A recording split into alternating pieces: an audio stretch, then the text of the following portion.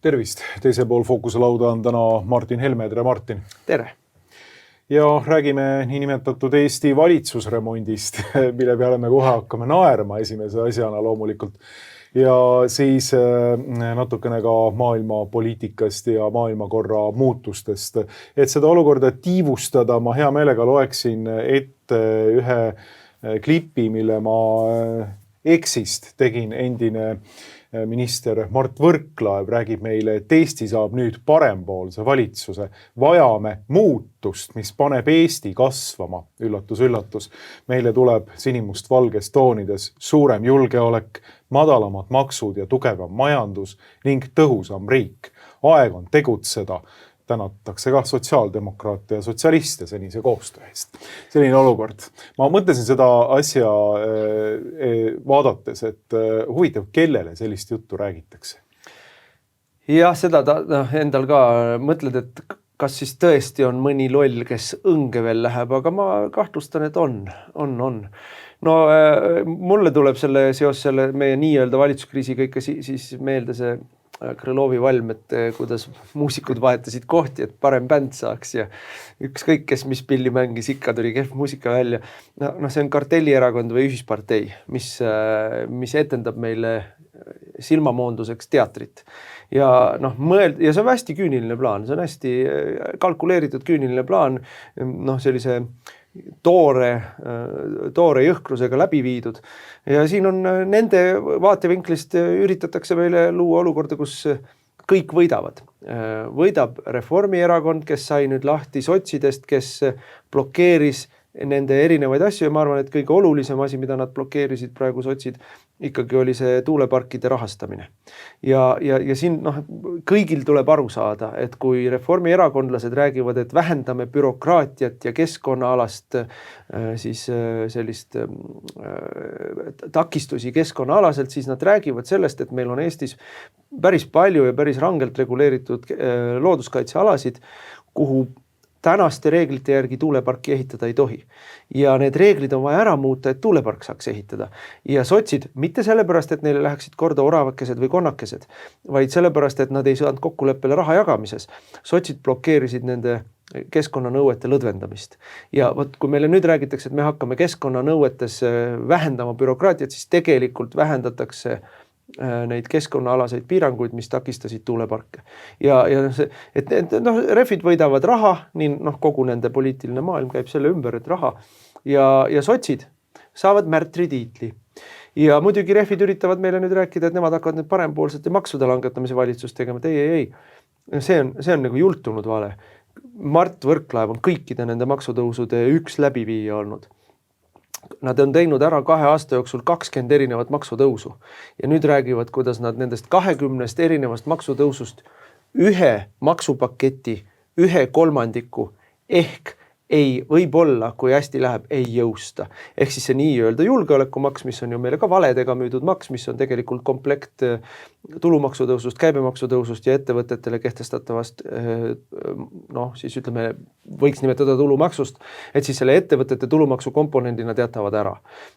Vast ehk võib-olla ja see on siis see tohutu parempööre, mis meil on, aga kõik ülejäänud maksutõusud, kogu see pakett, mida on tehtud, automaksud, muud käibemaksutõusud, aktsiisimaksutõusud, maamaksutõusud, kõik see jääb ju. Nii et ärge mulle palun tulge rääkima, et on parempoolne valitsus, mis hakkab nüüd makse langetama. Kui laulurahvas jälle õnge läheb, siis järelikult on veel raha, mida maksta valitsusele. Ja mulle tundub ka, et see on nüüd täielik silmamoodus, et kui me räägime siin ikkagi reformierakondlikest valitsustest, siis aastast 2021 on ju täielik reformierakondlik valitsus kogu aeg Eestit valitsenud ja see maksutõusude valitsus on ju kehtestatud Reformierakonna enda poolt.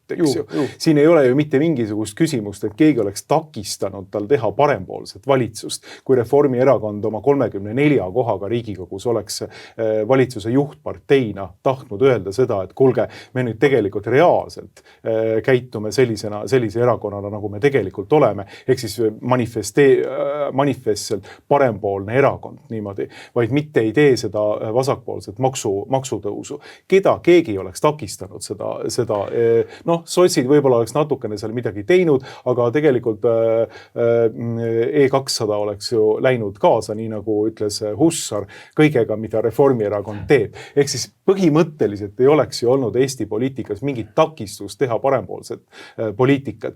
Üllatus, meile kuidagi nagu praegu presenteeritakse selline olukord, et sotsid olid siis need, kes takistasid Reformierakonnal teha ja vaesed sotsid justkui võtsid Reformierakonna vaated pantvangi ja viisid läbi selle tohutu maksutõusu, mille tulemusel meil majandus langeb, ma ei tea, mitmendat kvartalit järjest juba ja mille tulemusel Eesti inimeste ostujõud töötleva tööstuse, tootva tööstuse tervik täielik langeb kogu aeg. No inflatsioon on suur, Euroopa suurim. Tööpuudus on Euroopa suurimaid hulgas. Nii et majandus on totaalselt tuksi keeratud. Ja kui meile siin reformierakondlik propaganda teatab, et aga eelmise aasta lõpu viimane kvartal oli juba kergelt plusspoolel, et nüüd on nokk ülespoolel. Et aga me oleme nagu nokk allapoole kimanud nagu 10 kvartalit järjest. Ehk siis ongi peaaegu 4 aastat järjest on meil on majanduslangus. Ja nüüd siis seal põhjas on niimoodi kergelt ülespoole ja inflatsioon on sellest kõrgemas ikkagi tempos läheb edasi. No ma tuletan kõigil ikkagi meelde, kes nüüd selle parempoolse ja selle ilusa jutukese peale siin võib-olla elevile lähevad jälle, et lugege mu huultelt, maksud ei tõuse ja kui keegi nüüd siin tõesti usub seda, ja ma mõtlen, et Mart Võrklaev, Eesti kõige põlatum poliitik, täielik häving ministrina, läbikukkumine, lihtsalt kõige piinlikumat, rumalamat juttu ajav Reformierakonna tuntumatest nimedest inimene, võib-olla Hanah Lahe kõrval, et tema läheb seda juttu rääkima, et te ju ise ka ei võta tõsiselt seda juttu järelikult.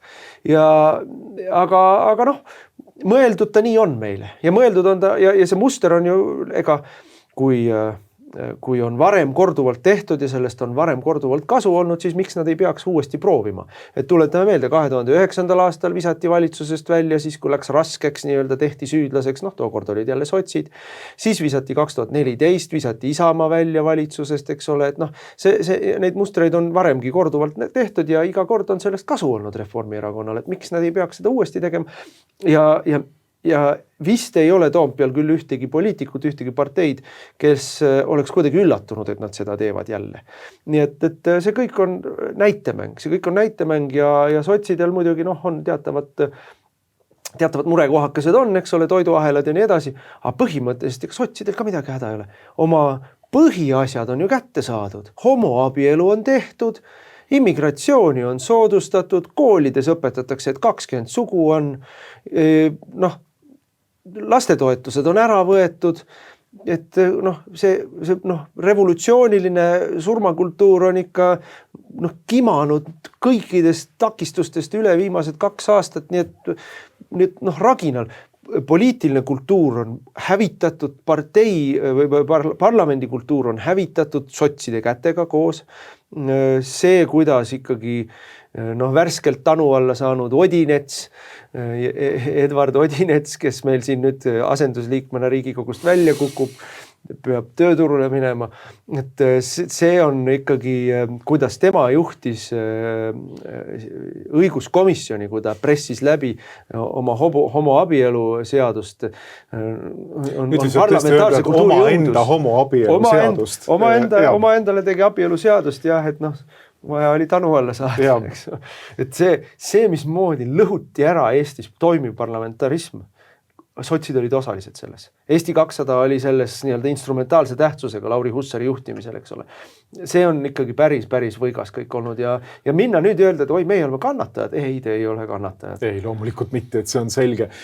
Noh, siin ilmselt mängitaksegi selle peale, et nüüd siis hakkab sotside tegelikult toetus ka natukene vaikselt tõusma, eks ju, et olles opositsioonipartei ja noh, ilmselt mängitakse ka ju selle peale, et kui nüüd koalitsioonist peaksid tulema samasisulised algatused, nagu ta on seda tulnud ja oleksid tulnud põhimõtteliselt sotside kaasosalusel, siis ei ole ju mingit probleemi, et sotsialistid hääletavad ikka nende poolt ka Riigikogus edasi, olles põhimõtteliselt mitte opositsioonierakond, vaid nii-öelda valitsusest välja visatud koalitsiooni jätk lihtsalt. Ja noh, et ministrikohti ei ole. Ja, ministrikohti ei ole. Aga tõsi on, et tähendab, noh, ma vaatan seda ka niisuguse nurga alt, et Reformierakonna väga suur mure on Isamaa populaarsus.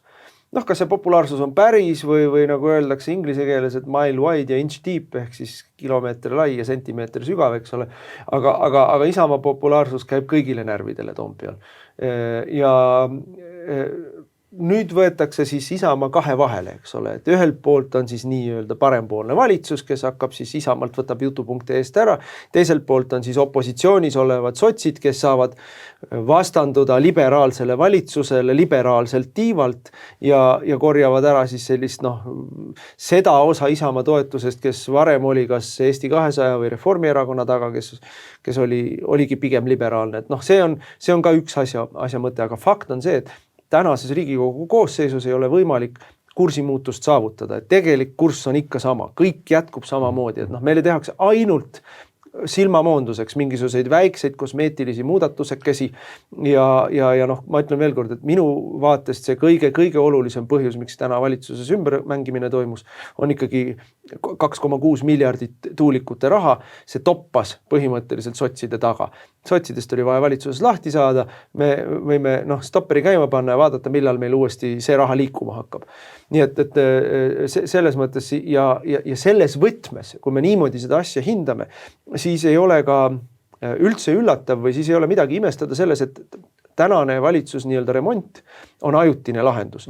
Et ta kestab meil, seda olukorda jätkub meil võib-olla sügiseste valimisteni, sest et kohalikud valimised on 19. oktoober, kohalikel valimistel Eesti 200 läheb kohe kindlasti halvasti, ütleme siis, ja Reformierakond kardab, et läheb halvasti, Reformierakonna seis on praegu väga kehv, see on üks põhjus, miks nad valitsusremonti tegid, et pool aastat enne valimisi, värsked näod, uued jututeemad, nii-öelda süüdlane on leitud.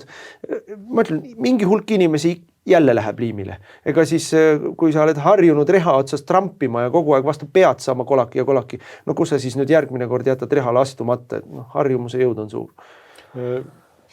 Ja, rääkides tegelikult kogu sellest peamisest jutupunktist, mida siin välja on toodud, et meil on parempoolne valitsus, siis tuleb ju tegelikult taguda põhimõtteliselt enam-vähem nagu mingisuguse kirkaga vastu lauda ja ütelda väga selgelt ära, et meil ei ole mingit parempoolset valitsust, aitab sellest jamast, eks ju.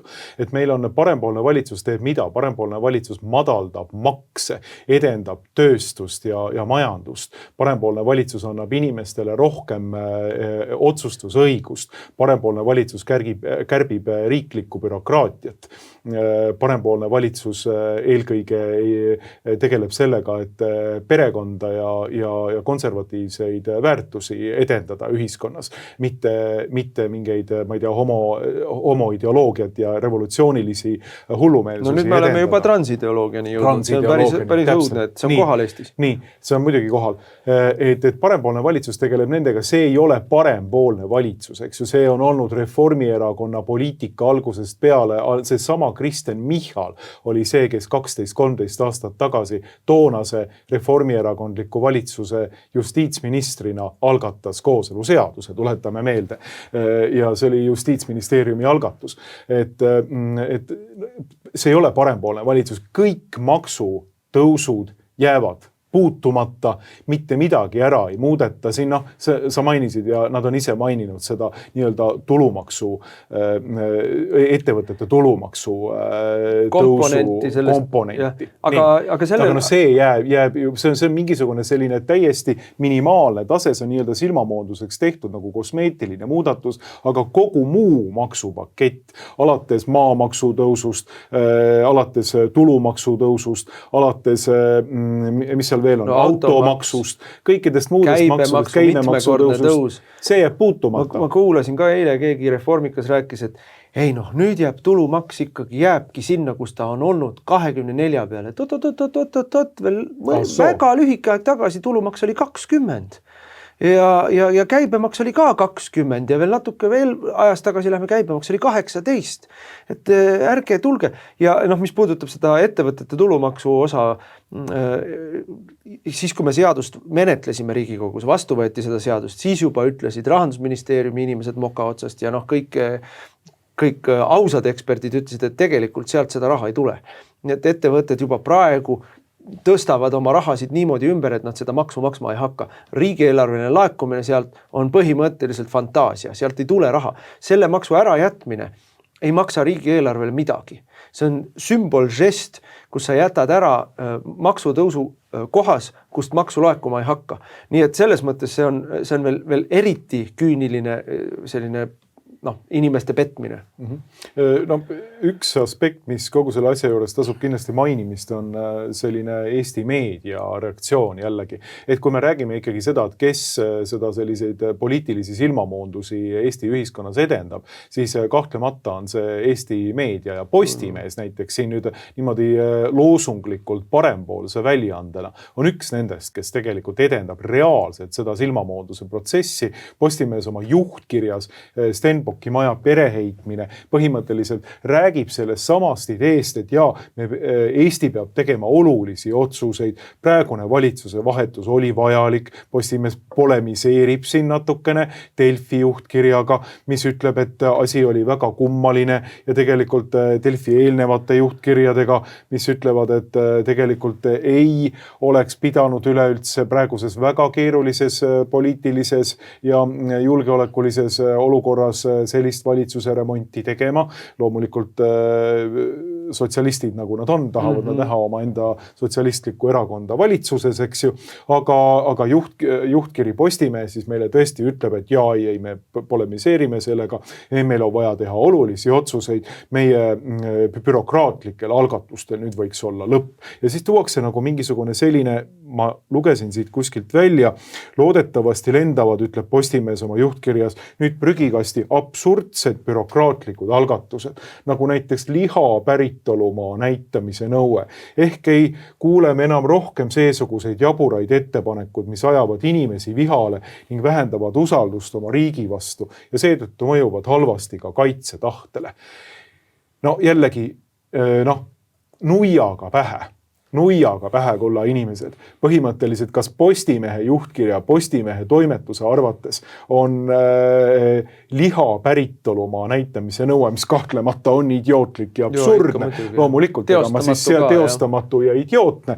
Nii selline tüüpiline bürokraatlik jama, mis loomulikult tuleks ukse taha jätta ilma igasuguse jututa. Kas see on see peamine probleem Eesti ühiskonnas praegu, mis meie kaitsetahet pärsib? Kas see on see peamine asi, mis meie Eesti ühiskonnas põhimõtteliselt inimeste usaldust ja usku oma riiki hävitab ja põrmustab põhimõtteliselt. Et kas te loodate, et nüüd sellest valitsusest tõusevad mingisugused mõistlikumad ja paremad ettepanekud. Need valitsused on muutnud ja hävitanud Eesti majanduse, hävitanud Eesti maksukeskkonna, hävitanud usalduse Eesti riigi vastu oma koroonaterroriga, oma pideva sõjalõõtsumisega, oma kodanike, eelkõige oma revolutsiooni edendamisega, abielu rüvetamisega niimoodi. Ja nüüd te tulete ja räägite, et see sama valitsus põhimõtteliselt, nende samade jõudude poolt loodud valitsus, et nüüd me loodame siis, et võib-olla see liha päritolumaa näitamise nõue võib-olla visatakse prügikasti. Kuulge, kulla inimesed. See ju näitab seda, millist iba meile aetakse, et kui mingisugune kana toitlustamise või liha või toidusiltide teema on valitsuse lõhkiminemise põhjus, siis siis ju peaks olema ka kõige juhmimale inimesele arusaadav, et need on kõik vale. Meile esitletakse, jultunult irvitades, esitletakse meile mingit lollust räägitakse. Kõik teavad, et rääkijad räägivad lollust, kuulajad teavad, et räägitakse lollust ja me kõik teeskleme, et ahah, oi tõsine asi on. Ei, Eesti riigi usalduse on ära hävitanud seesama ühispartei, seesama klikk, kes meil võimul on olnud ja kõige suurem osa sellest konservatiivse inimese jaoks on olnud traditsioonilise perekonna lõhkumine, abielu rüvetamine, transsoolisuse ideoloogia, väga jõuline pressimine koolidesse ja juba ka lasteaedadesse. Et see on võigas, mida tehakse ja selle vastu peab protestima palju ägedamalt, kui meil praegu Eestis ei ole veel ärgatud sellele. Massiimmigratsioon slaavi riikidest, Eesti venestamine, tohutu selle egiidi all, et me oleme ennast kõik ukrainlasteks mõelnud peast. See on Eesti venestamise projekt. See on patriootidele mõjunud nagu ikkagi nuganeeru selja tagant. Et missugusest Eestist me räägime, kui paraadil ei ole Eesti lipud, vaid on mingi teise riigi lipud. Et vot seal tekib kaitsetahtega probleem minu meelest meil. Minul kui pikka aega Kaitseliidus aktiivselt osalenud inimesel tekitab see tõsist sellist väga sügavalt tulevat ja väga tugevat tõrget. See immigratsiooni teema, koroonaterrorit sa mainisid juba, see ju täielikult hävitas usu sellesse, et meil on põhiseaduspõhine või kodanike vabadusi ja õigusi austav riik. Kogu see justiits mürgel, mis meil käib, kus suvaõigusega inimesi kohtu all loksutatakse ja vangi pannakse, mitte lihtsalt Riigikogu saadikuid või ka endiseid ministreid, vaid ka näiteks kohtunike endid. Nii et see on see, mis hävitab usku Eesti riigi vastu.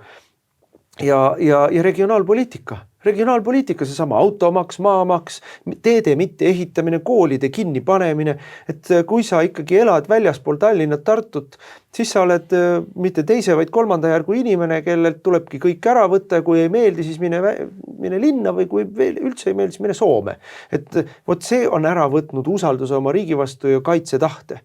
Nii et see räägimata need kõik samad plaanid tegelikult, mida sa juba mainisid, see 2,6 miljardit banaanivabariigi stiilis ilma igasuguste põhjendusteta toetust meretuuleparkidele, eks ju, kus selgub siis lõpuks Riigikontrolli tulemusel see, et kuulge, et teil ei ole mitte mingisuguseidki kalkulatsioone tehtud, kuidas ja milleks üldse seda välja anda, seda raha, kellele, mis põhjustel, eks ju.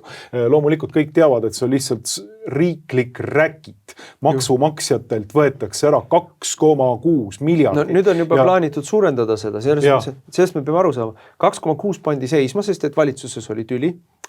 Sotsid ei saanud seda, mida nemad tahtsid, nad ei suutnud seda nii-öelda õiglaselt jagada seda raha ja siis pandi see asi seisma ja kohe tuli juurde jutt, et 2,6 miljardit 20 aasta peale tuleb ikkagi inflatsiooniga indekseerida, mis tähendab seda, et me räägime isegi kui inflatsioon on tagasihoidlik, räägime 3,5 miljardist, aga tegelikult tõenäoliselt me räägime vähemalt kahekordsest summast, eks ole.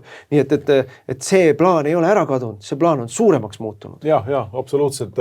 Ja kui me tuleme nende plaanide juurde, mis tegelikult on välja käidud ka, et kui nüüd kõik need plaanid teoks teha, mida Eestist hakkaks saama, siis põhimõtteliselt meil on merealad ära rikutud tuulikutega, meil on maismaa ära rikutud tuulikutega. Eesti on tehtud üheks suureks tuulepargiks, mis põhimõtteliselt lihtsalt, kus pumbatakse seda energiat välja ka Euroopa tarbijatele. Ehk siis põhiline asumaa poliitika. Ja meie subsideerime sakslastele, poolakatele energiat. Nii, et selline saab olema see tulevik, et kui me räägime nüüd sellisest nagu perspektiivist ja kaitsetahtest, eks ju, siis me räägime ja küsime, et kuulge, aga vabandust, mida ma siin üldse kaitsen? Seda tuuleparki või oma pere ja oma iseenda vere hinnaga. Kas see on see, mida mina pean kaitsma siin või?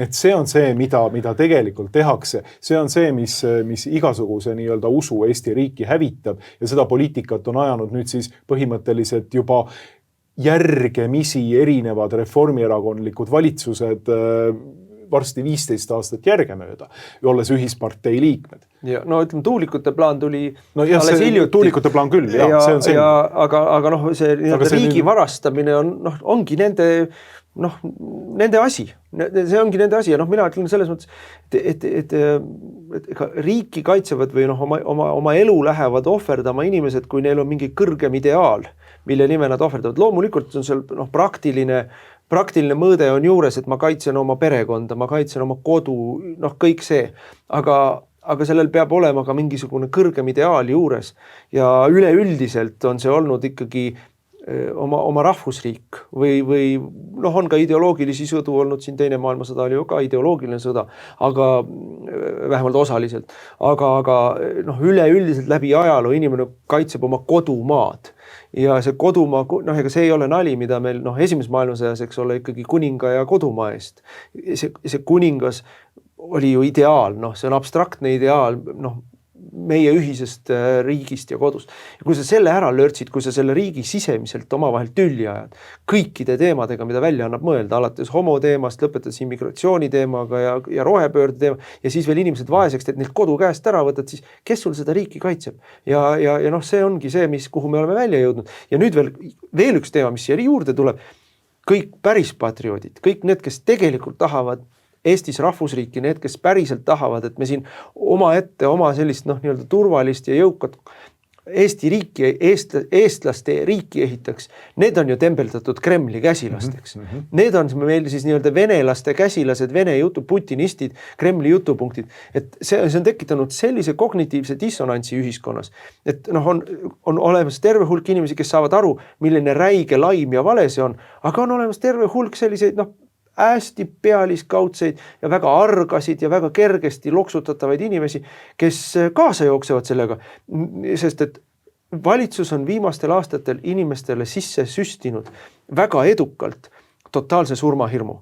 See sulle surmahirmu süstimine algas koroonaga, kui sina ei lase ennast süstida, kui sina ei lase endale maski pähe panna, kui sina lähed külla oma vanaemale, siis sa oled vanaema tapja, siis sa mõrvad inimesi enda ümber.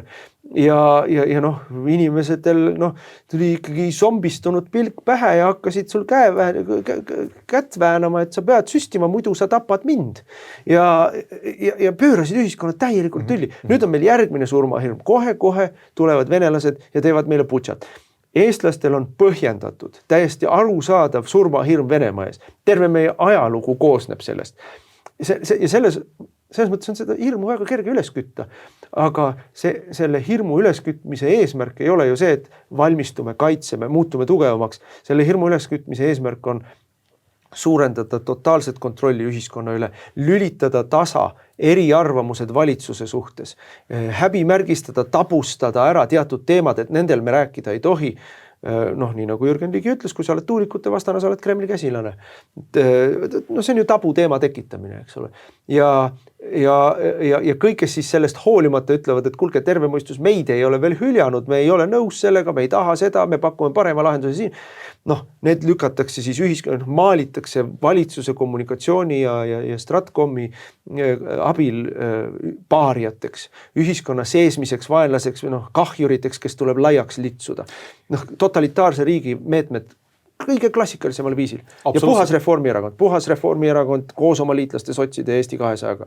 Ja seda on tehtud aastaid täiesti küüniliselt, mattes ja tappes igasugust normaalset diskussiooni Eesti ühiskonnas tervikuna, et igasugune sisepoliitiline vastuseis valitsuse poliitikale, ükskõik mida ta ajab niimoodi, olgu selleks tuulikud, olgu selleks maksutõusud, olgu selleks Eesti inimeste majandusliku olukorra halvendamine ja inimeste surumine või olgu selleks perekonna rüvetamine ja abielu rüvetamine, iga jumala kord tuleb sinna vastu Kremli argument niimoodi. Ja seda kaarti taotakse sisepoliitiliselt niivõrd küüniliselt, et põhimõtteliselt igasugune sisepoliitiline diskussioon on ju sellega täiesti ära tapetud. Ja me peaks esimese moratooriumi tegema siin, et kui me tahame rahvana üleüldse edasi minna, siis esimene asi, mida me peaksime tegema minu arvates on see, et me jätame selle Kremli kaardi nüüd kõrvale. Nii.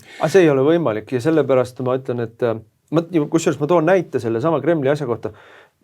22. aastal, kui oli Kaja Kallase valitsus juba hakati ja veel ka kui oli meie valitsus, siis toimus see nii-öelda kogu aeg Isamaa eestvedamisel toimus siis nii-öelda üleminek eestikeelsele haridusele.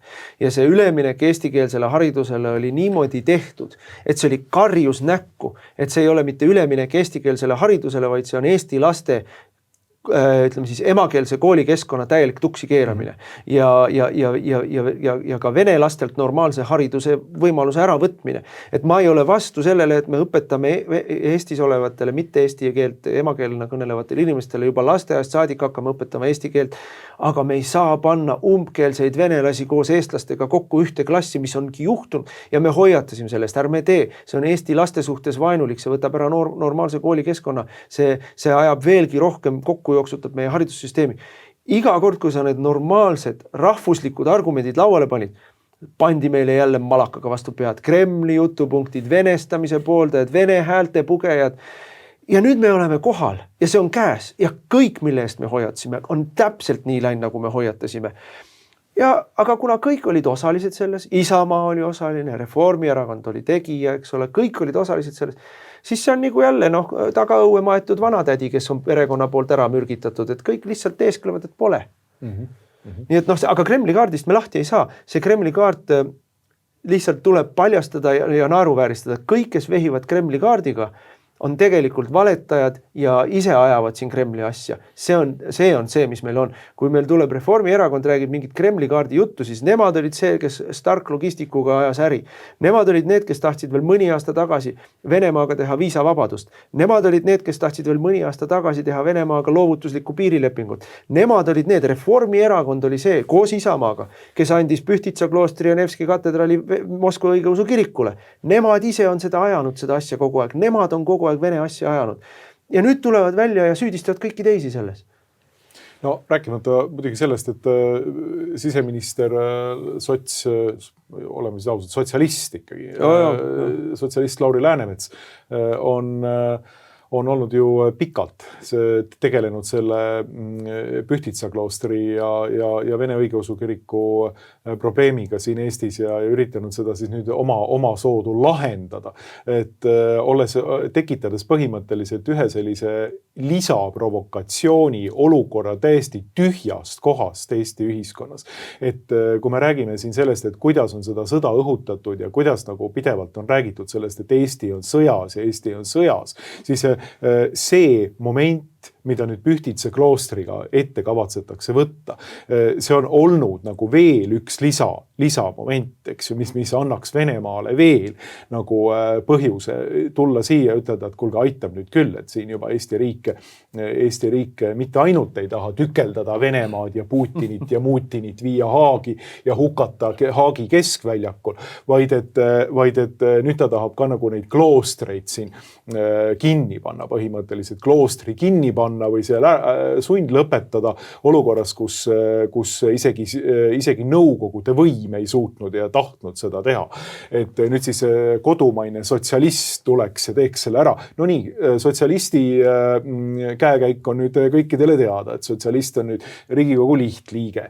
Aga mis nüüd hakkab saama nagu sellest olukorrast uue siseministri all, et see on nagu huvitav vaadata. Et kas nad jätkavad seda plaani ja minule tundub, et nad pigem ilmselt jätkavad seda plaani. Ei tea, ma olin eelmisel nädalal Kadriorus presidendil ka külas ja ma võtsin selle teema seal üles, et see eelnõu on ju, kui üldse miski Eestis on põhiseadusega räiges vastuolus, siis see eelnõu on põhiseadusega räiges vastuolus õige mitmes punktis, usuvabaduse punktis, selles punktis, et see riigi kirikut meil ei ole, kui riik hakkab kirikule ette kirjutama, missugused on tema kanoonilised suhted, siis meil on järsku riigi kirik tegelikult. Nii et seal on nagu ma arvan, pool tosinat paragraafi, mis karjuvad, et seda seadust ei tohiks välja kuulutada.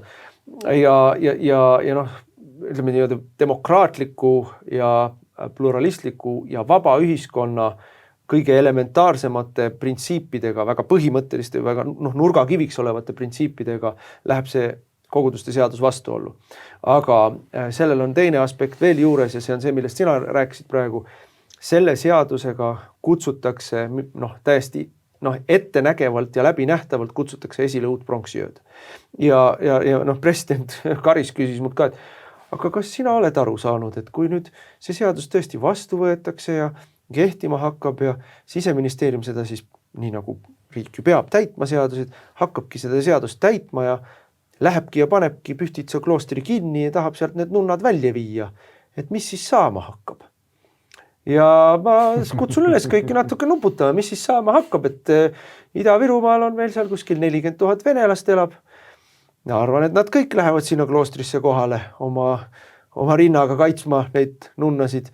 Või kui ärme mõtle, noh, Virumaa tundub siin suurem osa Eestit ei tea, kuidas seal elatakse ja mis seal toimub, aga mõtleme korra Tallinna peale. Pitseeritakse kinni Nevski katedraali uksed, et ei saa enam sisse, ei saa enam minna, jumalateenistusele ei saa enam minna, matuseid korraldama, midagi ei saa, turistki ei saa sisse. Et ja kui siis tuleb see 100 000 Lasnamäe venelast seda ust lahti tegema, et mis siis saab Eestis? Mis siis saab? Kas meil on võimekust üldse need inimesed siis nii-öelda maha rahustada või ära saata? Ei ole, tegelikult ei ole meil seda võimekust. Meil on politsei on poole väiksem kui 2007. aastal. Meil ei ole enam sõjaväestatud piirivalvet, nagu meil oli 2007. aastal. Meil ei ole enam, meil on üle 100 000 inimese tulnud viimastel aastatel Eestisse juurde, kes on umbkeelsed, täiesti umbkeelsed. Noh, nimetame neid ukrainlasteks, aga tegelikult on nad Donbassi venelased ja õigeusklikud.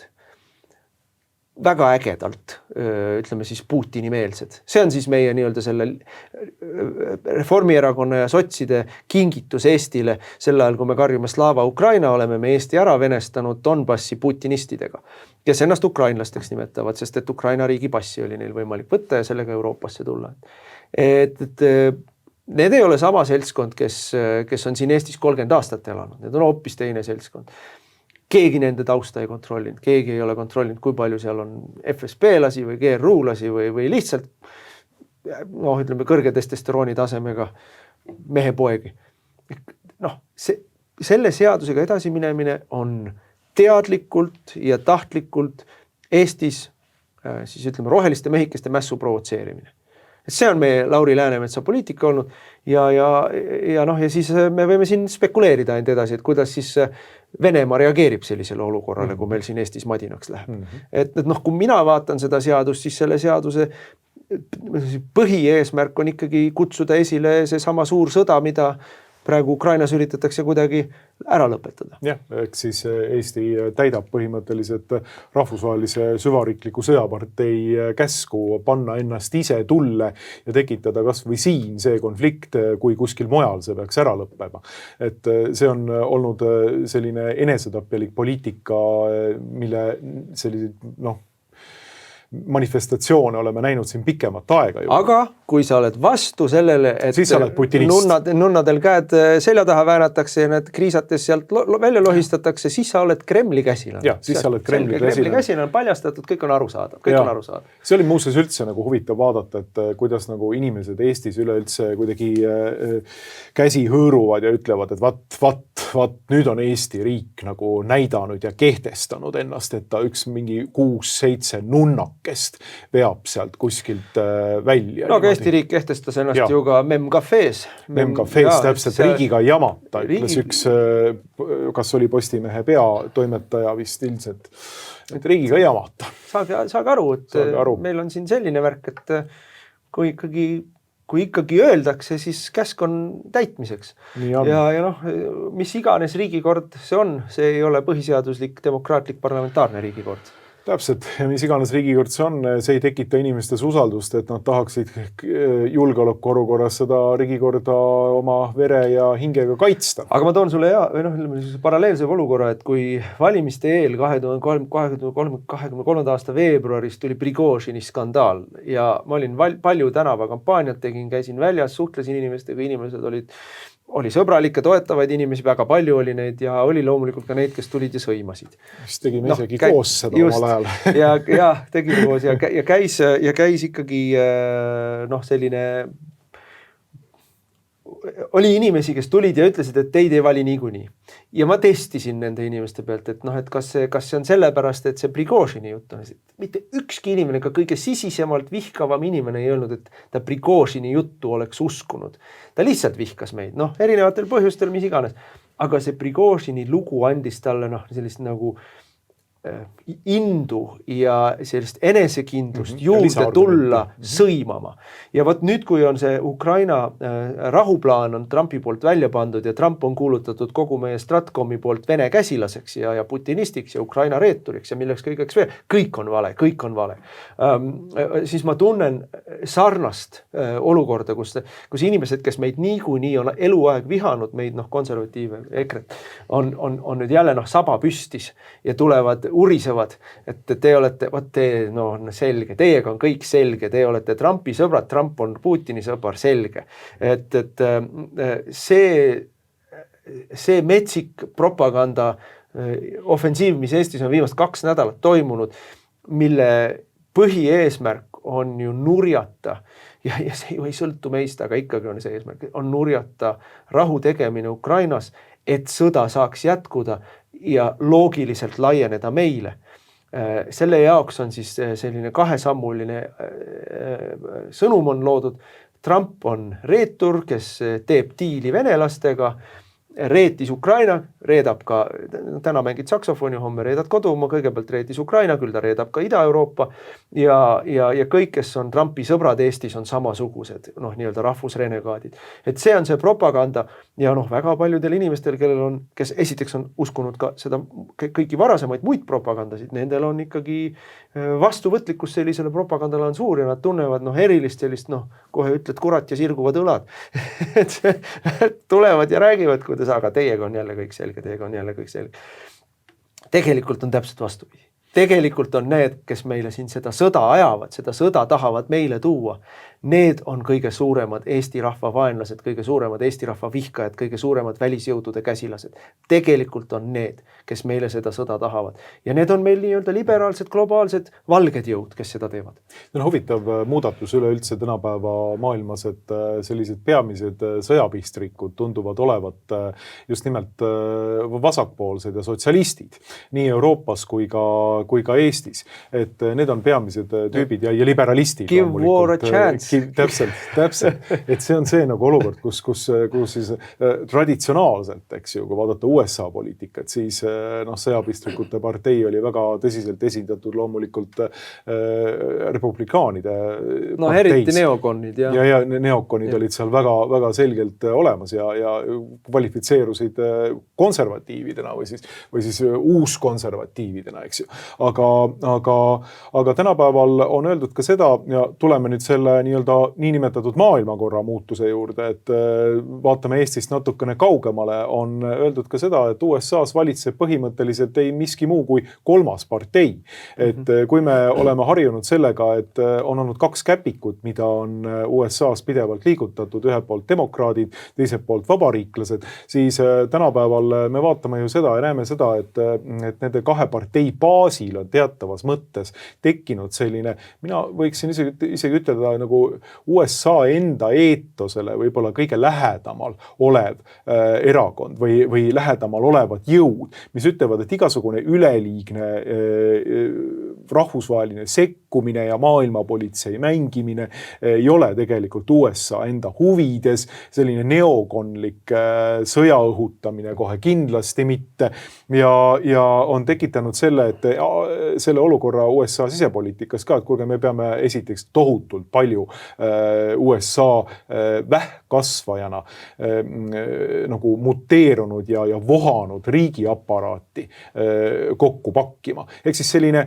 kuidas öelda, libertaarlik lähenemine, mida võib-olla seal kuskil Ameerika poliitikas kõige selgemani esindas Ron Paul, kelle väga paljudele seisukohtadele ma isiklikult alla kirjutan iga hetk ja näeksin hea meelega seda, et Ron Paul üha rohkem isegi vana mehena veel võetakse kampa seda asja ajama sinna. aga mis meil siis ongi see, et meil on põhimõttelised osad, kes on pärit vabariiklaste seast, osad, kes on pärit demokraatide seast, nagu Kennedy ja Tulsi Gabbard ja teised, kes on demokraatide seast välja visatud, kaasa arvatud nende samade argumentidega, et üks on uhuu ja teine on Putini käsilane ja nii edasi. Et ikka see sama Stratkomi argument on üks ja see sama.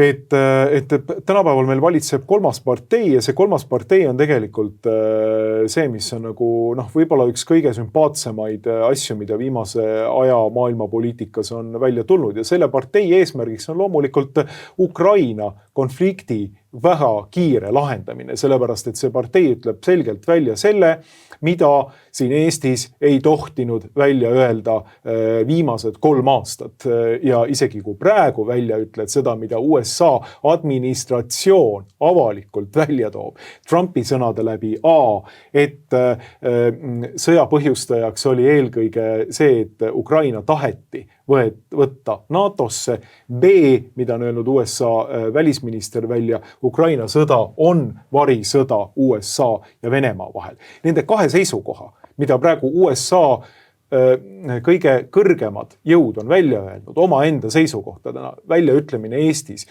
veel mõned aastad tagasi ja ka praegu teatavas mõttes on käsitletud Putini jutupunktide edastamisena. Et me oleme siis jõudnud sinna, et kui inimene toetab USA rahuplaani, siis on ta põhimõtteliselt USA tänase administratsiooni rahuplaani Ukrainas, siis on ta ei keegi muu kui Putini ja Kremli agent. No aga vaatame, Postimees kirjutas, kui Rubio ütleb, Ameerika välisminister Rubio, kes on senaator, kellel on info, kes on pikalt olnud, eks ole, Ameerika poliitika tipus sees.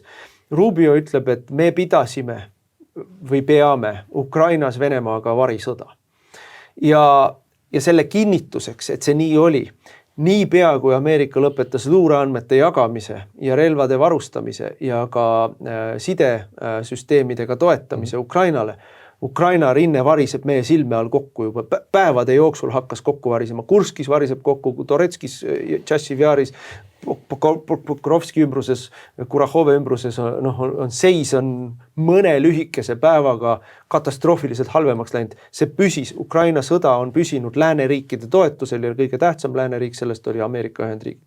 Nii et see kõik ju kinnitab seda, ja kuule, kui ameeriklased ise ütlevad, et nii me tegime ja seda me oleme teinud ja see ongi meie käitumine olnud, siis Postimees teatab, et Ameerika valitsus on langenud Kremli narratiivi lõksu. No tähendab, lihtsalt hale, piinlik ja põmpäiselt rumal ja läbinähtavalt valelik propaganda. Aga aetakse edasi. Selle sama nii-öelda ühispartei, Ameerika, täpselt nii nagu sa ütlesid, 2 suurt parteid, vabariiklik partei, demokraatlik partei oli pikki aastaid ühispartei. Võisid valida Bushi, võisid valida Obama, vahet ei olnud suunas, vahe oli tempos. Nii nagu praegu Eestis valitsuse vahetusega, täpselt suund ei muutu, tempo võib muuta. Nüüd Euroopa Liit oli Ameerikas jällesi ühispartei üks osa. Euroopa Liidu juht kogu komisjon ja peaaegu kõikide riikide valitsused. Eranditeks on Ungari, eranditeks on praegu, eks ole, Itaalia ja siin võib-olla mõned väiksemad erandid Slovakkia võib-olla. Slovakkia ja ka mõnes mõttes ka Holland, eks ole, siin on põhimõtteliselt ikkagi ühispartei. Nüüd tuletame meelde, mis asi oli Euroopa Liidu projekti niisugune kandev ideoloogiline, see nii-öelda üllas asi, rahuprojekt. Euroopa Liit oli rahuprojekt. Sööjaterase liit tehti 50-ndatel selle jaoks, et Saksamaa ja Prantsusmaa kunagi enam sõdima ei hakkaks ja Euroopa kontinendil on hoitud rahu 60 aastat, mis siis, et see oli ka vale. Balkani sõjad olid vahepeal ja mis kõik veel. Aga põhimõtteliselt see oli see nende enese kuvand, millega maailmale ennast esitleti, me oleme rahuprojekt. Ja nüüd on sõjaprojekt. Kannapööre toimus, tulid kokku, otsustasid, nüüd oleme sõjaprojekt. Ja see on nii üks-ühele maha kirjutatud 1984 raamatust, kus Okeaani on alati olnud sõjas Ida-Aasiaga, et see alati on olnud sõjas. Et see on lihtsalt ja räägitakse, mina näen seda, kui me Ameerika puhul täpselt ma olen sinuga nõus, Trump tegi nii-öelda vaenuliku ülevõtmise, vabariikliku partei sees, tõmbas enda juurde siis ka demokraatlikust parteist need nii-öelda mõistlikud või normaalsed inimesed ja sisuliselt on vabariikliku partei seestpoolt üle võetud. Ja see ei ole toimunud lihtsalt ja see ei ole toimunud kiiresti, see on toimunud mitme etapi kaudu, põhimõtteliselt 10 aastat on võtnud aega. Aga nüüd on nii, nüüd enam ühisparteid ei ole, see ühisparteid veel muidugi näitab hambaid, võitleb vastu, aga see on selgelt toimunud. Euroopas see protsess ei ole veel toimunud. No need jõud tegelikult seal vabariiklikus parteis on täitsa ju olemas, et mäletame Nikki Haley't veel, kes Trumpi vastaskandidaat oli ja oli USA ÜRO saadik vist veel. Ja neid senaatoreid. Senaatorid on nagu terve rida. Ja ega Lindsey Graham istub edasi. No Lindsey Graham istub edasi ja Lindsey Grahamist on rääkinud muidugi seda, et kui Zelenski kohtus Trumpiga, siis kui juba Lindsey Graham, sõjapistrik, ütles, et nüüd on küll Zelenski oma kaardid maha mänginud ja asi on ikka nagu väga tõsine, siis mitmed kommentaatorid USA-s ütlesid, et nüüd on läinud. See rong läks. Aga ma küll nagu Volodõmõril ära. Ütleks selle kohta niimoodi, et hästi palju on nurisetud selle üle, et miks ei ole, Trump lubas ja ei ole veel õnnestunud, Pam Bondi ei ole avalikustanud Epsteini nimekirju. Ja siin on teooriaid on erinevaid, üks põhimõtteliselt, ma arvan, et ikkagi kõige usutavam teooria on see, et tõepoolest FBI on avalikus mässus demokraatlikult valitud valitsuse vastu ja lihtsalt ei allu korraldustele materjale anda, neid materjale hävitatakse, peidetakse, varjatakse, mängitakse lolli. Aga kõrval on ikkagi väga valjusti kõlanud ka sellised jutud, et selles nimekirjas on väga palju senaatoreid mõlemast parteist ja see on senikaua, kuni nimekiri on salajane, senikaua on Trumpil võimalik, kuidas me siis nüüd ütleme, veenda senaatorid toetama oma agendat. Kui nimekiri tuleb avalikuks, siis enam ei ole nendel senaatoritel põhjust kuulata Trumpi, sest nad on niikuinii paljastatud. Et need mängud on väga-väga räpased ja väga-väga karmid. Aga mis ma tahtsin selle ühispartei lammutamise kohta öelda, et Eestis on ühispartei ka olemas, eks ole. Kõik ülejäänud erakonnad, kaasa arvatud täna opositsioonis istuvad sotsid, kaasa arvatud täna opositsioonis istuv Isamaa, kaasa arvatud täna opositsioonis istuv Keskerakond, on ka ühispartei osa. Et Eestis on ikkagi ainult üks partei, mis ei ole ühispartei osa, mis on selline, ongi trumpilik, populistlik või kuidas iganes me ütleme selle nii-öelda reeglitepõhise maailmakorra vastane. Sest kui meile nüüd, me näeme, kuidas kogu ühispartei välispoliitika, julgeolekupoliitika on meie silme all täieliku krahiga kokku varisenud. Kõik jutud, mida meile on räägitud 20 aastat, mitte kunagi enam üksi, meil on NATO vihmavari, me käime Malis ja Süürias rahu eksportimas ja julgeolekut eksportimas. Kõik on osutunud valeks või soovmõtlemiseks. See, et me andsime oma relvad ära Ukrainale, sest seal nad teevad seda õiget tööd ja tapavad tiblasid. Ja kui me ütlesime, et kulla sõbrad, meie oleme rinderiik, me ei tohi oma kahureid ära anda, me ei tohi oma laskemoona ära anda. Me teeme ennast kaitsetuks, me avame ennast rünnakule ja oleme kaitsetud. Siis sa olid jälle Kremli käsilane, eks ole. Kõik see, mida nad on teinud viimased 3 aastat, viimased 25 aastat, on raginal meie silme all kokku varisenud ja neil puudub neil isegi ei ole ühtegi mõttepojukest, mida selles olukorras teha ja nad on otsustanud, nüüd me näeme seda juba väga selgelt, nad on otsustanud sellises olukorras nii-öelda kaevuda sügavamalt punkrisse või kaevikusse ja jätkame jätkuvalt siis nii-öelda tülinorimist või sõjaõhutamist Venemaaga, samaaegselt avades teise rinde Ameerikaga. Ehk 20 aastat on meie või lausa 30 aastat on meie peamine julgeoleku garantii olnud, peamine see, mille najal me oleme ehitanud üles, et meid venelased ära ei tule võtma, on olnud ameeriklaste toetus. Ja nüüd on otsustatud, et ei. Siin Riho Terras tahab neile sanktsioone kehtestada ja Kaja Kallas otsib uut liidrit nii maailmale kui Ameerikale ja kui me kuulame siin ministrite sõnavõtte, täiesti koerapööri rohtu söönud. See on ju ka suitsidaalne, see on hullumeelne, kuristik on ees, pedaal põhja. See on Eestile eksistentsiaalselt ohtlik klikk, kes meil võimul on, see poliitika, mis nad ajavad, on meile eksistentsiaalselt ohtlik ja nad võivad karjuda nii palju, kui nad tahavad siin Vene kaardiga vehkida. Tegelikult on nemad Eestile eluohtlikud ja tegelikult on ainult üks seltskond, kes selles olukorras on varem näinud ohtusid, on nendest ohtudest rääkinud. NATO plaan B-st Mart rääkis 5 aastat tagasi. Relvastatud piirivalvest oleme rääkinud. sisekaitsereservist oleme rääkinud, õhutõrje vajalikkusest oleme rääkinud. Kõik on tagasi lükatud, kõik on välja naerdud, kõige peale on mingisugune loll jutt tulnud. Nüüd tuleb välja, et meie nägime ette, meie saime aru, mida on vaja teha. Meie pakkusime ideid välja, meil olid lahendused, me nägime ohtusid ja meil olid lahendused. Kõik need, kes praegu siin uilgavad midagi, need ei näinud ette, neil ei ole lahendusi, neil ei ole jätkuvalt lahendusi.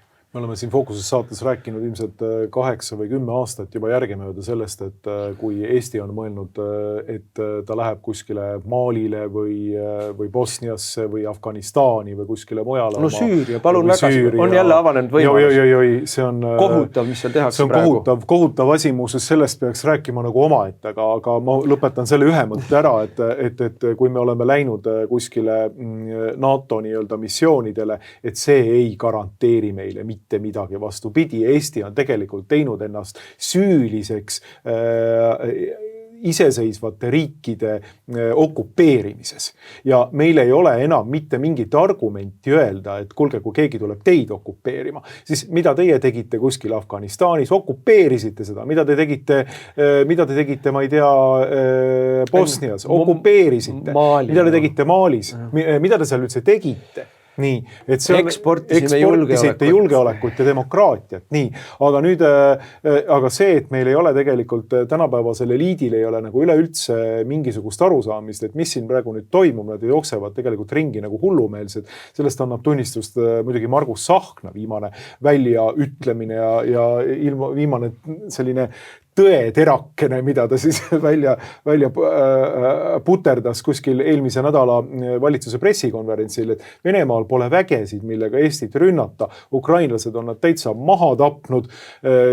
Margus Tsahkna teiste sõnadega ei näe, et meil tegelikult mingisugust probleemi siin oleks. Mina küsiksin selle peale, et kuulge, vabandage väga, et kuhu kogu retoorika on jäänud, et kogu Eesti retoorikaga sisepoliitiline nagu võitlus on olnud rajatud sellele vundamendile, et kohe tuleb Venemaa meid vallutama ja kohe tuleb. Me peame olema ühtsed lääne väärtusruumiga, NATO väärtusruumiga, oma perekonda, abielu rüvetama ja kõiki muid sooideoloogiaid ja hullumeelsusi vastu võtma, et muidu meid ei tulda kaitsma, kui Venemaa kohe tuleb, eks ju.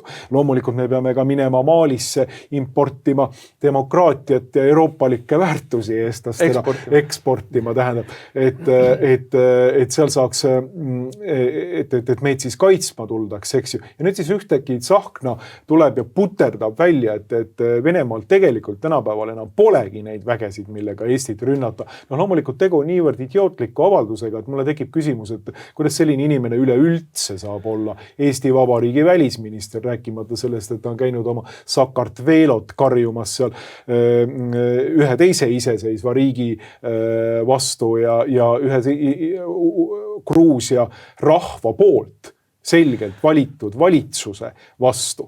Nii, et ma ei saa lihtsalt aru, kuidas sellised nii-öelda geeniused K-tähega suudavad nagu asjast välja tulla niimoodi, nagu nad tulevad. Tsahkna jutt on esiteks skisofreeniline. No, see näitab, milline lühis neil peas on, eks ole.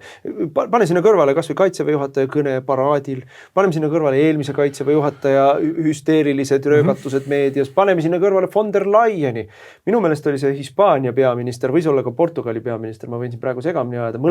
Mõlemad rääkisid Brüsselis, kuidas Vene oht ja prantslased räägivad meil, Prantsuse president Macron, kuidas Vene oht ähvardab neid ka juba.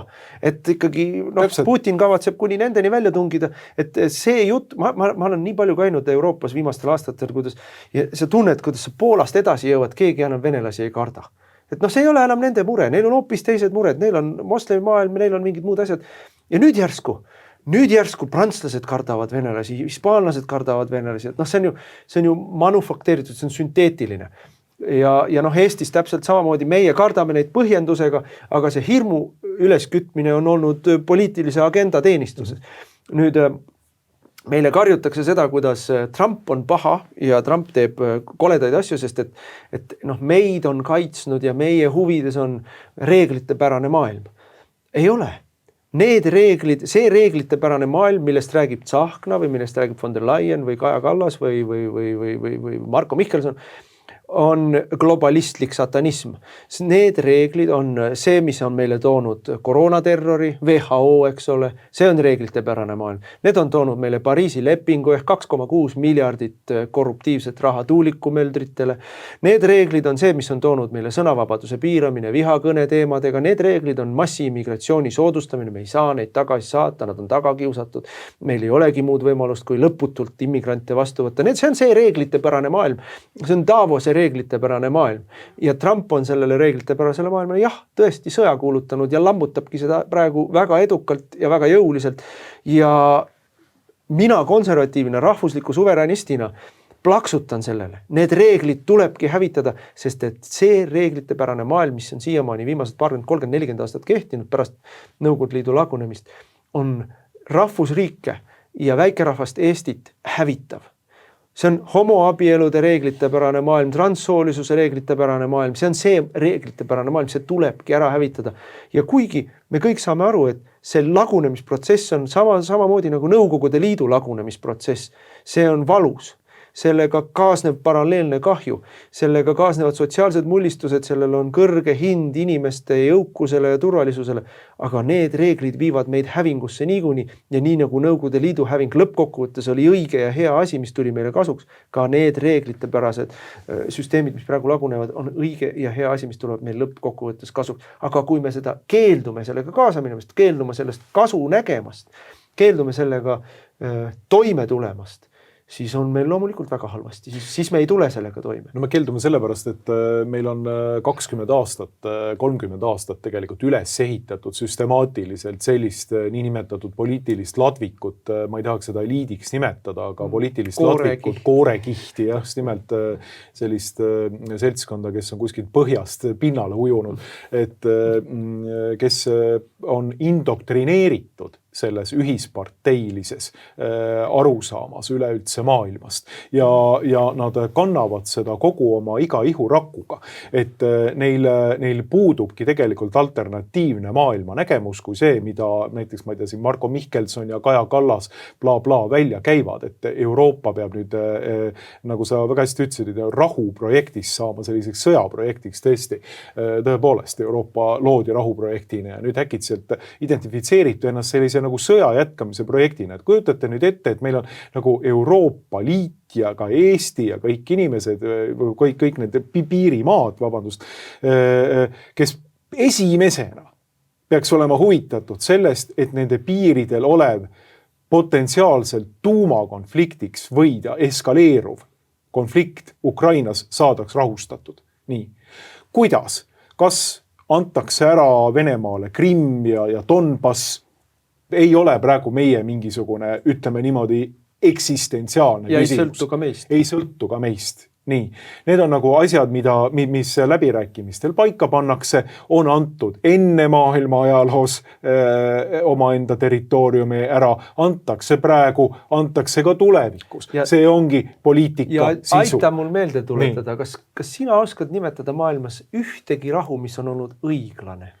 Ei, mina ka ei mäleta, et teatavasti, nagu me ajaloost teame, siis ühe rahulepingu, nimelt Pariisi rahulepingu tõttu tegelikult osaliselt vähemalt tekkis veel teine maailmasõda, sellepärast, et Saksamaa oli niivõrd selgelt sellele vastu ja sellele õiglasele rahulepingule, et ütles, et tuleb see ümber. Kas teine maailmasõda lõppes õiglase rahuga? Ei, kindlasti mitte. Ma kõigilt neilt küüditatutelt, ma arvan, saan eitava vastuse. Ja. Et ei olnud õiglast rahu, ei olnud Napoleoni sõdade lõpul. Teine maailmasõda õiglase rahuga, et me võime küsida Eesti, Läti ja Leedu käest seda, et kas oli õiglane rahu, et kuidas oli, rahu oli, aga kas oli õiglane rahu? Kas Korea sõda lõppes õiglase rahuga, Vietnami sõda lõppes õiglase rahuga või näidake mulle, see on ju lapsik loll jutt, mida meile räägitakse, kusjuures kui me korraks seda Ukraina teemat ütleme, siis see ei puuduta ainult Ukrainat. Me kõik ju peaksime aru saama ometi sellest, et kui praegu kogu see suur mäng, ameeriklased keskenduvad üldse Iraani tuumaprogrammile, mis on põhimõtteliselt valmis saamas. Kui Trump ütleb Zelenskile, et ma püüan päästa su riiki, siis ta ütleb seda päriselt, et kui Ukrainas kaua veel sõda kestab ja kaua võib tähendada mõni kuu veel, siis ei ole enam järel Ukrainat. Kõik lihtsalt laguneb seal ära, kukub kokku.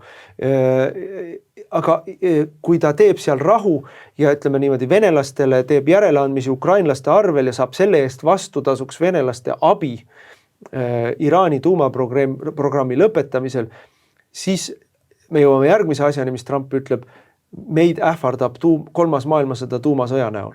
Et need on asjad, millest meil ei saada aru, ei taheta aru saada, ei räägita, sest see ei ole abiks narratiivile. Just, aga seda, et Euroopa põhimõtteliselt on sellele vastu, et see konflikt lõpetada, see on mingisugune selline enesetapjalik hullumeelne tasand, mida on raske seletada mingi muu asjaga kui lihtsalt sellega, et Euroopa on olnud selle ühise sõjapartei ussripik niimoodi, ta kuidagi veel sipleb see praegune niinimetatud Euroopa eliit, selle sama nende kaanonite järgi, mis talle on pandud peale omal ajal, eks ju, alates Marshalli lepingust teatavas mõttes. Ja nüüd siis sipeldakse veel selles samas supis, selles samas nagu olluses, aga tegelikult, kui me nüüd vaatame seda, et kui peaks ja ilmselt võib-olla, ma arvan, on kinnitatud ka ikkagi kohal olevast USA süvariiklikest tasanditest veel, et rahu, võib-olla meil režiim siin veel muutub, ärge veel nüüd pidage vastu natukene, et hoidke liini, küll me saame selle asja siin korda võib-olla, et pole siin hullu midagi. Aga ära unusta korruptsiooni, 800 miljardit on meile välja käidud, et nüüd me hakkame relvastuma. Sellel 800 miljardil on umbes sama palju seost Euroopa kaitstuse suurendamisega, kui oli koroonavaktsiinidel seost tervise edendamisega. Et aga raha võeti ära, sunniviisiliselt nii-öelda kriisi ja surmahirmu tekitamisega raha võeti ära, otsustusõigus kaabiti Euroopa keskusesse, Brüsselisse ja kui mõtleme selle peale, et on hinnanguid, on uuringuid, mis ütlevad, et koroonavaktsiinid, sundvaktsineerimine tappis rohkem inimesi kui koroona ise. 15 miljonit inimest on võib-olla surnud koroonavaktsiinide tüsistuste tagajärjel. Need numbrid loksuvad väga suurelt, eks ole, aga miljonid inimesed on surnud koroonavaktsiini tõttu, küll kiirvähkidesse, küll kõikidesse muudesse asjadesse, insultidesse, südamehaigustesse, millesse kõigesse. Kui nad on nõus miljoneid inimesi tapma selle jaoks, et sundvaktsineerimise programmiga teenida miljardeid, siis mis muret neil on sõda õhutada, et teenida selle pealt ka veel miljardeid?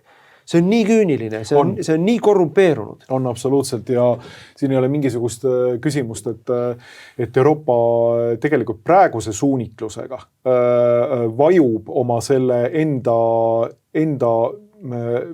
probleemistikku kokku. Et me tegelikult näeme ikkagi, ma arvan, siin Euroopa Liidu praeguse suunitluse ühte lõppu, et see 800 miljardit, ma arvan, see võidakse kirjutada veel Euroopa Liidu hauakivile kunagi.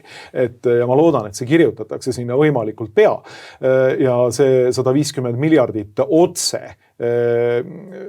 sõjatööstusele, Euroopa sõjatööstusele, Eurofighteritele, Rheinmetallile ja teistele. Rheinmetalli aktsia teeb praegu sellist seda, liikumist, mida tegi Pfizeri aktsia, eks ju, omal ajal.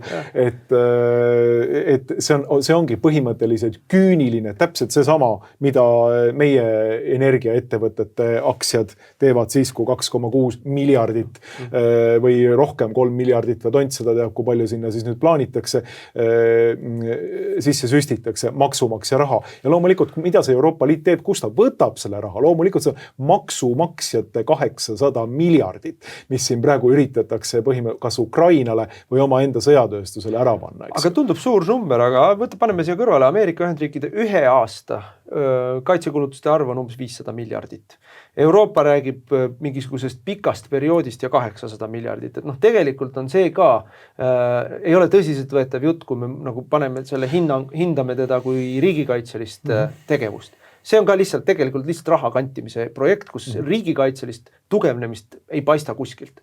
Ja, seda kindlasti, aga praegusel hetkel küll tundub, et Euroopa Liit ikkagi võtab tõesti nagu kaevab ennast sügavamale nendesse kaevikutesse, üritab veel rohkem ka sõnavabadust ja kõikvõimalikku demokraatiat maha suruda.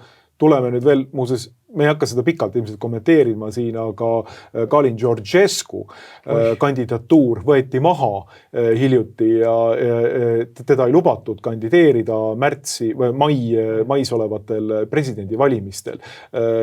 Antiglobalistlik, neutralistlikku poliitikat ajav kandidaat, kelle peaaegu igale väljaütlemisele mina jällegi alla kirjutaksin, et suurepärane kandidaat, et see näitab seda, et Euroopa Liit tegelikult üritab võimalikult veel nagu Nõukogude Liit seal oma viimastel perioodidel kaevata sisse ennast, panna veel, kui vaja, sellise tankid tulema Vilniuse ja Tallinna poole ja teha seda, et see monstrum veel kuidagi nagu kokku veel ei kukuks. Lõpu eel oli Tbilisi veretöö, Vilniuse veretöö, et ikkagi oli. Rumeenias jälle naeruväärne, eks ole. Georgescu on vene käsilane, vene narratiivid. Kes tegelikult maksis tema kampaaniat? Liberaalid. Liberaalide rahaga toetati või ka USAID kaudu tulnud erinevate siis süvariigi vari MTÜ-de kaudu toetati tema kandidatuuri, sest et arvati, et tema nii-öelda üles töötamisel suudetakse hirmutada inimesi valima liberaalset peavoolu globalisti. Aga läks mäng käest ära ja ta läks nii populaarseks, et ta võitis valimiste esimese vooru, oleks kindlalt võitnud valimiste teise vooru ja jäeti valimiste teine voor ära, ehk see sisuliselt oli riigipööre. Ja siis nüüd, kui kuulutati välja uus kordusvalimised, oleks võitnud juba esimeses voorus absoluutse enamusega ja siis tal lihtsalt öeldi, et sina kandideerida ei tohi. No Rumeenia minu meelest liigub revolutsiooni suunas. Ja ta praegu liigubki revolutsiooni suunas, et jälgimegi siin ka objektiiviga seda tegevust. Aga kus sa seda Eesti peavoolust loed? Ei loe mitte ERR kuskil. ei kanna ette meile, Delfi ei kanna ette meile. Me loeme sellest, kuidas ikkagi kuskil Ameerika ülikoolide kampustes kukutatakse Trumpi. Ja täpselt, et juba enne, kui see otsus tehti, oli 100 000 inimesed Bukaresti tänaval. Nüüd on neid veel rohkem seal ja nüüd hakkab pihta ilmselt Rumeenia läheb sellise sisemiste mullistuste teed ja ilmselt see asi seal ümber paisatakse. Seda väga, väga huvitav. Muuseas, Rumeenia mullistused 80, kas oli 8. või 9. aastal. 89 tapeti Ceausescu ära. Need, ma mäletan veel, kui ma väikse poisina vaatasin neid aktuaalsest kaamerast, eks ju. Oli huvitav vaadata. See oli nagu esimene märk jällegi, et midagi on toimumas. Kas samasugune olukord hakkab toimuma nüüd Rumeenias, et see võlts demokraatlik, liberalistlik režiim seal rahva poolt ümber lükatakse, nii nagu Ceausescu tapmise ja ümberlükkamisega, et saab näha. See oli tegelikult esimene fanfaar kindlasti kogu sellele, et see õudne monstrum kokku kukub. Ja seal on, ärme nagu lase seda nagu mööda minna, et miks Georgescut ei taheta võimule lasta, on see, et Rumeeniasse on planeeritud suur sõjaväebaas Musta mere äärde Ukraina sõja toetamiseks, ehk siis nii-öelda hüppelaud või selline sillapea, ja ta on lubanud seda baasi mitte avada või see baasi tegemist siis ära lõpetada ja rahvusvaheline sõjapäev, see võttis lihtsalt rajalt maha. Kogu lugu. Just, nii on. Et saab nüüd näha, mis siin toimuma hakkab, aga sinul on ilmselt vaja kiirustada Riigikokku, muidu me võiksime siin veel rääkida veel mõned minutid juttu, aga suur tänu tulemast. Aitäh kutsumast. Jõudu. Aitäh.